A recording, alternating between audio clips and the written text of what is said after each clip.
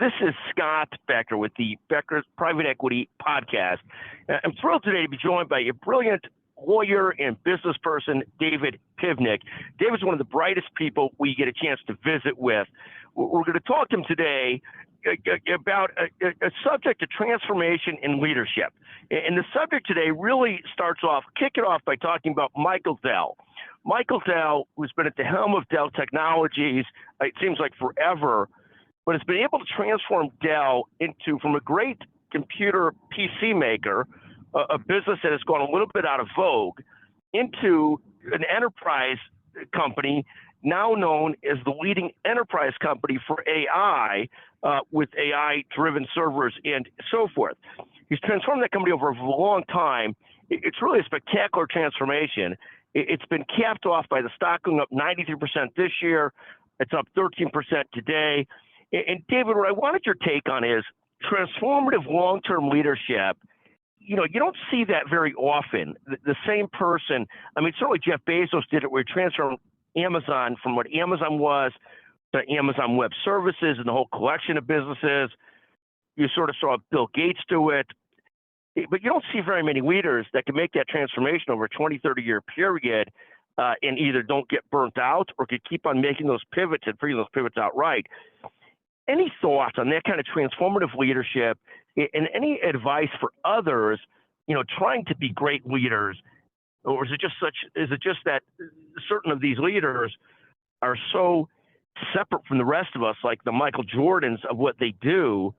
You know, and I'll give you the Vince Carter if you'd like, but that they're that spectacular that you can't find things from them that we could learn from them. Or how do you think about that when you look at them like Michael Dell transformed this from PC maker to the most spectacular enterprise server company in the AI world, and you know is also a great philanthropist? How do you sort of look at, are there lessons we can learn from people like that? I know I've teed it up. I know I've teed you up cold, which is half the fun of this. But David, let me ask you if you got any thoughts on that. Yeah, absolutely, Scott. Happy to be on it. Happy to discuss. First of all, I'm not going to let the Vince Carter shot go without response. Obviously, I have a lot of respect and love for Vince Carter, although I don't think he actually belongs in the discussion of the greats that you were having or in the same stratosphere as Michael Jordan. But on the substantive point, you know, my perspective is, first of all, it does take, I mean, the CEOs and leaders that you're referencing there, the Michael Dells, the Jeffrey Bezoses of the world, are unique in a lot of ways. And some of that is their drive and their ambition, but some of that is their vision. And I think the biggest nuance to answer your question, I mean, longevity is its own skill set, and being willing to stick with things beyond, you know, needing to do so from a financial standpoint, having a true care and love for the company and its people, I think is critical to having a leader who wants to stick around for 20 or 30 years. I don't think it's possible to do that just for financial motivations or with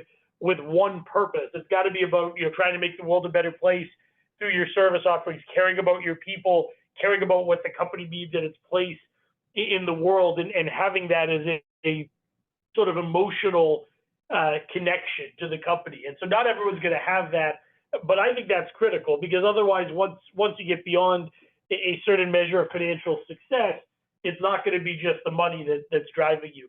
I think the second thing is having a great vision and recognizing that having a great vision also means reassessing that vision from time to time.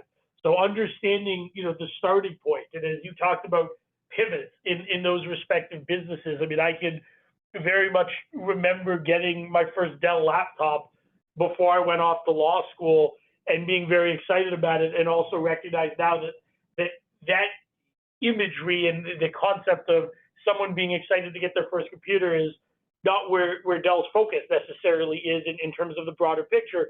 So figuring out how to make those transitions, recognizing what the market is bearing, and I don't mean the stock market, I mean the broader market, where people are spending money, where people are interested, and where there are gaps that your company can fill is very important. And I do think that's often a challenge with leaders who have been in a role for a long time. And I think long time is not, you know, sort of a defined term there. That could be 5 years in some industries, and for some people that could be 20 years or longer for others.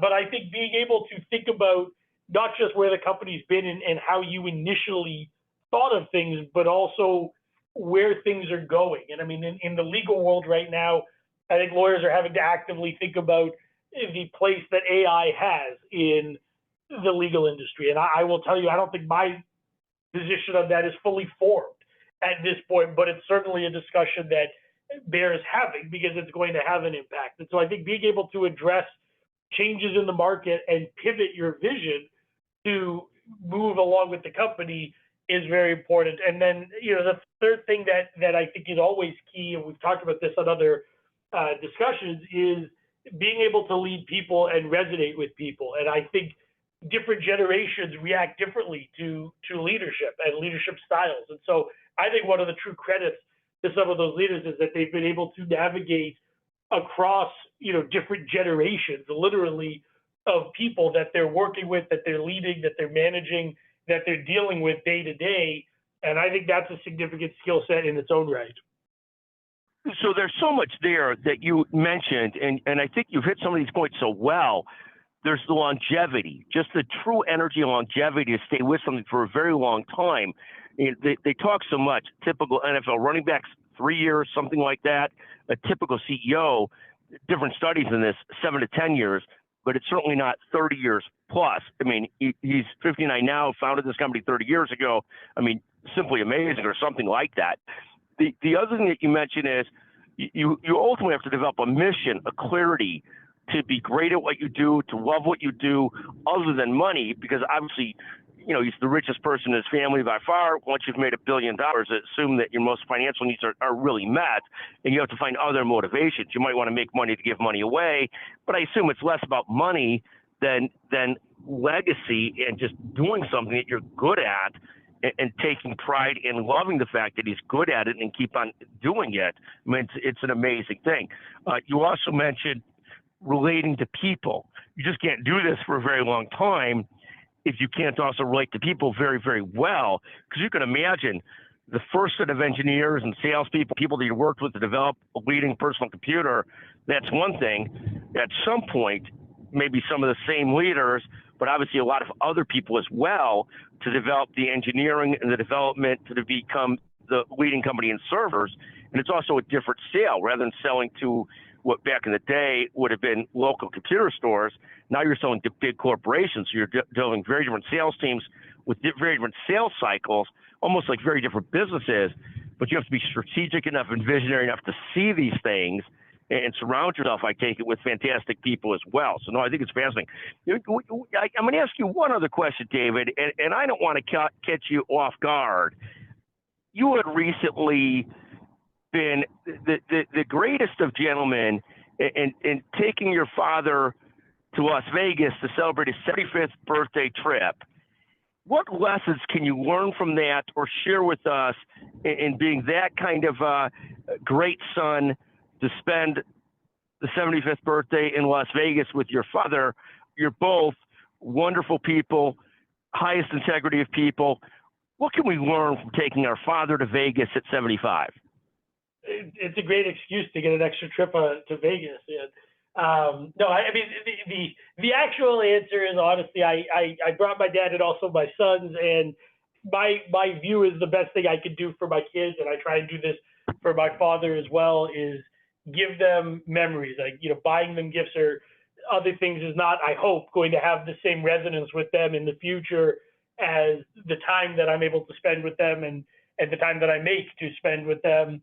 And so coming up with fun trips is something that, frankly, keeps me going and gets me up in the morning motivated and hungry day to day, and being able to share that with my father as well as my kids and let him have some great time with his grandchildren, for a milestone birthday is sort of an easy thing to do and a good reminder of what's important, and that spending time with loved ones is better than spending time just about any other way. But that's really a remarkable answer as I listen to you, because I see you do that. I mean, you take your kids regularly. I think you've got season tickets to the Milwaukee Bucks, basketball franchise. You don't go to every game, but you get out a lot with them. And it does become a lot about making memories, which is certainly, and I love you as a person, So some people might think the concept of making memories with you would not really be a gift. But the more that you know you, the more that you realize that is one of the great gifts there is. And that's a great way to look at it, that you're making memories with your father and your kids. And it's not so much that you're learning lessons other than that, but that's the most important lesson. That's a more important lesson than spending money on them or doing other kinds of things on them or buying them gifts. Far more memorable than an ATV or something like that. Although an ATV might be fun too. Also fun, probably less memorable, and far more likely to get me divorced, because I think my wife would murder me, if not leave me, if I bought my children an ATV. Right, and for all practical purposes, your wife is one of the nice. So people, for the record, Haley, David's wife, is one of the nicest people in the world. So if David gets murdered, it's almost certainly not her. She's a wonderful, wonderful person, and I just want that on tape as well. David, I want to thank you for joining us today on the Becker Private Equity and Business Podcast. It's always great to visit with you, always great to talk to you. Thank you so much for joining us. Thank you for having me, Scott. This was a fun discussion.